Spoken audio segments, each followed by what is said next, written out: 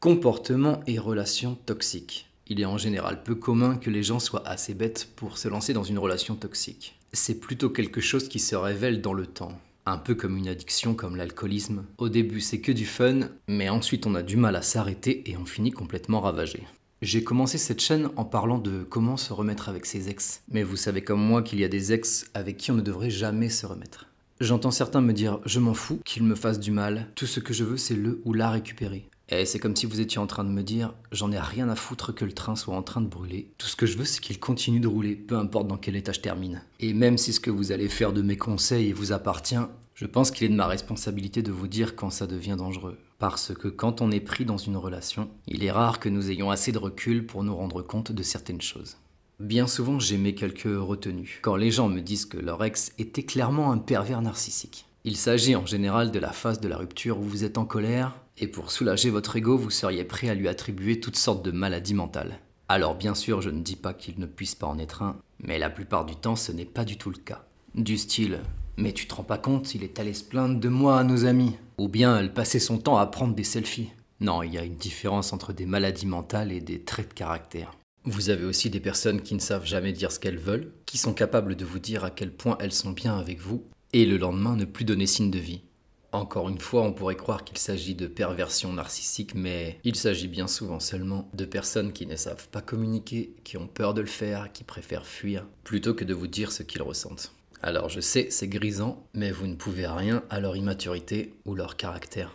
Tout ce dont vous êtes responsable, c'est de la façon dont vous allez gérer ça. Tout comme vous êtes responsable de ce que vous apportez dans la relation. Certaines attitudes font fuir, comme de donner son amour trop rapidement, ou d'instaurer malgré vous un climat de tension à cause de vos insécurités. C'est pourquoi il est important pour rester objectif de regarder en vous si vous reconnaissez certains comportements qui vont suivre, afin que vous puissiez les corriger vous-même pour vivre vos relations de la façon la plus épanouie qui soit. Alors, qu'est-ce qu'une relation toxique ? S'il n'est pas chose facile de diagnostiquer quelqu'un, il est plus simple en revanche de regarder comment quelqu'un vous fait vous sentir. Par exemple, vous ne devriez pas vous sentir dévalorisé ou diminué par quelqu'un qui prétend vous aimer. J'ai souvent des personnes qui me racontent leur histoire et malgré les signes évidents d'abus et de techniques de manipulation, continuent néanmoins de tenir les personnes qui leur font vivre un calvaire en très haute estime. Et c'est parfois difficile à accepter car je sais bien que ces personnes savent pertinemment le mal qu'on leur a fait. Et pourtant, même si elles parviennent à l'admettre et à s'accorder avec moi sur un discours logique, il y a toujours une part d'elles-mêmes qui ressent les choses différemment. Se remettre d'une rupture difficile ou de quelqu'un qui vous a psychologiquement abusé prend du temps.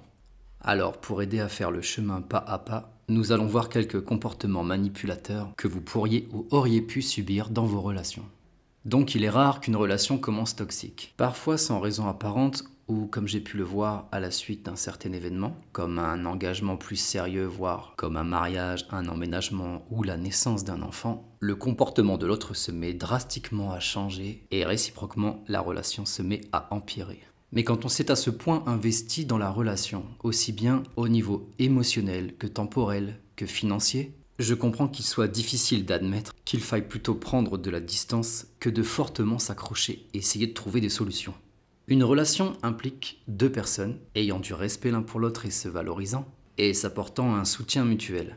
Ce n'est pas la même chose lorsque l'un a le pouvoir sur l'autre. D'où cette fameuse phrase « comportez-vous comme si l'autre était une star et il vous considérera comme un fan ». Si l'autre vous fait sentir que votre opinion n'a pas d'importance, alors ce n'est pas une relation saine, mais une forme dictatoriale. Alors j'aimerais vous poser une simple question. Est-ce que vous vous sentez libre ? Libre de dire non ? Libre de donner votre opinion ? En somme, de parler librement avec la personne que vous fréquentez. Si vous craignez de faire tout ça de peur que votre partenaire ne s'énerve, qu'il vous insulte ou vous menace verbalement, voire physiquement, ou bien à l'inverse se victimise, car notez bien ce paradoxe, certains abuseurs font peur à approcher car ils se comportent un peu comme des patrons qui vous tyrannisent. Certains au contraire se montrent tout aussi pervers dans un autre registre et vont se positionner en victime de qui vous devez absolument materner et prendre soin. Certains vont venir mettre en avant ce qu'ils auraient pu subir dans le passé pour justifier leur comportement et leurs abus. Mais le fait qu'ils aient pu avoir un passé difficile et qu'ils aient été abusés, insultés ou traumatisés dans le passé ne leur donne pas la permission de vous tourmenter, de vous blesser ou de vous maltraiter dans le présent. Il est courant que certaines personnes victimes d'abus aillent jusqu'à fermer les yeux et à pardonner certains comportements abusifs juste parce qu'il y a une explication à tout ça. Alors oui, bien sûr que c'est important d'avoir de l'empathie et de la compréhension pour ce que quelqu'un a pu traverser par le passé. Mais il y a une différence entre comprendre les mauvais mécanismes de quelqu'un et de vous laisser tomber dans leur piège en pensant que ça les aidera. Car si vous les suivez délibérément dans cette voie, il y a de fortes chances qu'ils choisissent la facilité et fassent le choix de s'y engouffrer.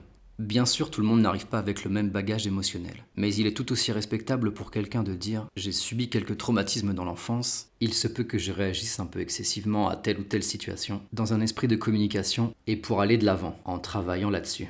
Mais si le discours est plutôt « j'ai subi des choses étant enfant, donc si tu me mets dans ces états, c'est ta faute, pas la mienne », alors il s'agit d'une attitude toxique qui ne mènera qu'à plus de conflits.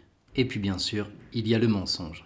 Tout le monde déforme un tant soit peu la vérité jusqu'à un certain degré. Mais c'est tout à fait autre chose lorsque ces mensonges altèrent la perception que vous avez d'eux, et même parfois de votre propre réalité. Les mensonges peuvent prendre différentes formes qui vont de l'exagération au non-dit, au gros mytho comme disent les jeunes. Et le problème avec les mensonges, c'est que même quand on découvre qu'ils s'avéraient être faux, il y a toujours au fond de nous une voix qui nous dit qu'il subsiste peut-être une part de vérité. Nous les humains restons souvent sur notre première impression. C'est pourquoi vous avez peut-être remarqué lorsqu'un scandale éclate sur quelqu'un, même si cette personne est innocentée et lavée de ses accusations, il y a toujours une part de nous qui les associe à ce dont on les a accusés en première instance. C'est pourquoi vous pouvez rencontrer parfois des personnes qui mentent sur leur âge, leur situation, leur job, l'endroit où ils vivent, mais une fois que vous êtes attaché à eux, certains vont parfois préférer occulter leurs mensonges et oublier, plutôt que de voir disparaître cette personne trop belle pour être vraie, que vous vous étiez fabriqué avec les éléments qu'on vous avait donnés, croyant souvent à tort que cette personne va changer. C'est pourquoi si certains petits mensonges sont insignifiants, vous devez vous demander quelle est l'intention du mensonge et ses conséquences. Si c'est un petit mensonge, alors c'est facilement pardonnable. Mais si c'est un mensonge qui change fondamentalement votre perception d'eux, alors vous êtes manipulé et vous trouvez peut-être dans une fausse réalité. Les vrais pervers narcissiques ont l'habitude de créer de fausses réalités pour vous faire exister à l'intérieur, car il devient plus facile pour eux de vous contrôler et plus difficile pour vous de comprendre ce qui est en train de vous arriver. On appelle ça le détournement cognitif, ou gaslighting. Pour citer Wikipédia, c'est une forme d'abus mental dans laquelle l'information est déformée ou présentée sur un autre jour, omise sélectivement pour favoriser l'abuseur ou fausser dans le but de faire douter la victime de sa mémoire, de sa perception et de sa santé mentale. Vous pourriez entendre de leur part des phrases comme « tu es trop susceptible, tu prends les choses trop à cœur, tu es trop faible pour y arriver seul, tu confonds comme toujours, tu sais pas ce qui est bon pour toi ». Vous vous mettez alors à vous poser des questions sur vous-même, à perdre confiance en vous, et eux profitent de l'occasion de vous faire sentir comme si tout était de votre faute. Certains vont même jusqu'à convaincre des personnes de l'entourage pour les rallier à leur opinion, en arrangeant leur version à votre défaveur pour que vous soyez totalement humilié et du coup plus docile. Laissez-moi vous parler d'un schéma qui peut-être va parler à certains ou certaines d'entre vous. En 1979, la psychologue Leonore Walker va mettre en lumière un schéma bien connu, qu'elle appellera « cycle des violences conjugales ».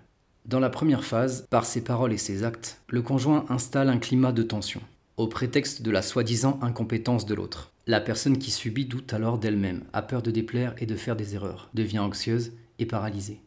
La phase 2, de crise, amène l'agression du conjoint. Il explose physiquement ou verbalement, voire les deux, car il n'a pas obtenu les soi-disant résultats qu'il prétendait attendre. Après ça, la phase 3, la justification. Il minimise son comportement et se déresponsabilise en accusant l'autre. Du style « j'étais stressé, tu vois, si tu m'avais écouté ». C'est ainsi que la personne qui subit, comme nous le disions précédemment, se met à douter d'elle-même. Peut-être que j'ai tort, c'est moi qui suis trop sensible, peut-être cette personne a raison. Si je change, la violence cessera. Et plus le cycle se répète, plus la personne se dit qu'elle est incompétente et se responsabilise pour la violence de son conjoint. Et enfin la phase 4, lune de miel. Le conjoint violent exprime ses regrets, promet de ne pas recommencer, devient doux, attentionné. Et c'est ainsi, persuadé que l'autre pourra changer, que le cycle se répète de plus en plus fort.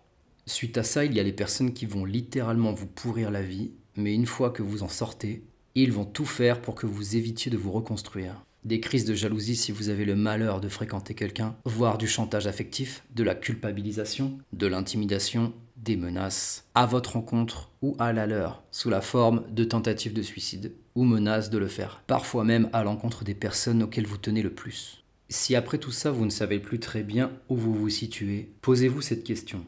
Les choses vont-elles en s'améliorant ou en empirant ? Si la réponse est que vous vous sentez moins libre et plus manipulé, c'est qu'il y a une influence toxique dans votre vie. Et pardonnez-moi de vous le dire, mais il est temps de couper les ponts. Il n'y a aucune honte à admettre que ces personnes aient pu vous vampiriser psychologiquement, émotionnellement, économiquement, peu importe, pour vous convaincre que vous êtes suffisamment épuisé pour ne pas leur rendre de compte. Profitant d'un moment de faiblesse de votre part, ils pourraient aisément tenter de vous retourner l'esprit. Il est important pour moi de vous rappeler que s'ils ont réussi à changer votre perception de vous-même, ils n'ont pas changé votre vraie valeur. Si vous en êtes à un stade où vous avez réussi à vous extirper de cette relation, il est fort possible que vous soyez encore attaché à l'attention que ces personnes vous portent. Et certains seront flattés qu'ils essayent de les rendre jaloux ou tentent d'autres nouvelles techniques de manipulation, car toujours encore dans le mauvais état d'esprit. À savoir, peut-être que ça veut dire qu'ils m'aiment. Mais c'est exactement le sentiment qu'un manipulateur essaie de provoquer. Que vous soyez assez détruit au point de chercher leur validation, au point que ça ne vous dérange pas s'ils vous font du mal, aussi longtemps qu'ils font quelque chose de vous, aussi longtemps que vous n'êtes pas oublié. Si parmi la myriade de comportements toxiques que je viens d'évoquer, certaines font écho en vous, c'est qu'il est peut-être temps de sortir de ce cercle et de leur emprise, et de changer tout ça. Il fut un temps où quand vous imaginiez la personne avec qui vous voudriez être, l'idée d'être manipulé, qu'on vous mente, vous agresse, ou fasse ressortir les pires côtés de vous ne faisait pas partie de la liste. Vous savez au fond de vous que vous méritez mieux et que votre bonheur n'est plus ici. Et si vous ne le savez pas, c'est que vous avez perdu de vue la réalité dans laquelle vous étiez, et vivant maintenant dans une fausse réalité, jouant le rôle que votre marionnettiste a écrit pour vous, du moins selon un vieux singe.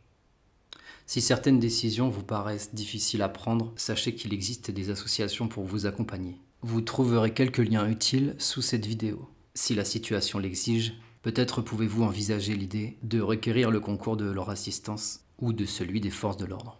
Une fois que vous aurez laissé partir de votre vie les personnes qui exploitent vos failles, vous verrez apparaître celles qui comblent vos faiblesses. Et vous verrez qu'après ça, tout ira très bien.